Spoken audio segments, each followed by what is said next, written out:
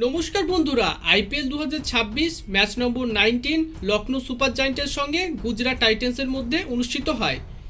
ম্যাচটি গুজরাট টাইটেন্স 7 উইকেটের বিনিময়ে জিতে নেয়। প্রথমে ব্যাট করে লখনৌ সুপার জায়েন্ট 8 উইকেটের বিনিময়ে 164 রান সংগ্রহ করে। এলএসজির হয়ে ব্যাট হাতে অ্যাডান মাকরাম 30 রান সংগ্রহ করে। এছাড়া আর কেউই ভালো পারফরমেন্স করতে পারেনি। গুজরাট টাইটেন্সের হয়ে বল হাতে মোহাম্মদ সিরাজ, কাকিসো রাবাদা একটি করে উইকেট নেন এবং অশোক শর্মা 2টি ও প্রাসিদ কৃষ্ণা 4টি উইকেট নেন। লখনৌ সুপার জায়েন্ট ও গুজরাট টাইটেন্সের আজকের ম্যাচের নায়ক হচ্ছে প্রাসিদ কৃষ্ণা। তিনি 4 ওভারে মাত্র 28 রান দিয়ে 4টি উইকেট নেন। জবাবে ব্যাট করতে নেমে গুজরাট টাইটেন্স 8 বল হাতে রেখেই 7 উইকেটের বিনিময়ে জিতে নেয়।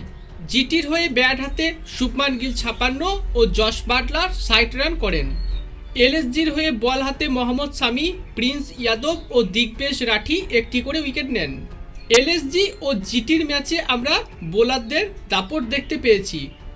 আজকের ম্যাচটা ছিল মূলত বোলারদের হাতে, বোলারদের কারিশমা।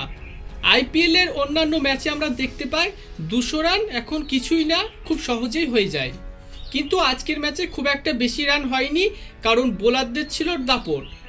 তো বন্ধুরা, গুজরাট টাইটেন্স ও লখনৌ সুপার জায়েন্টের ম্যাচটি আপনার কেমন লেগেছে তা কমেন্ট অবশ্যই জানাবেন।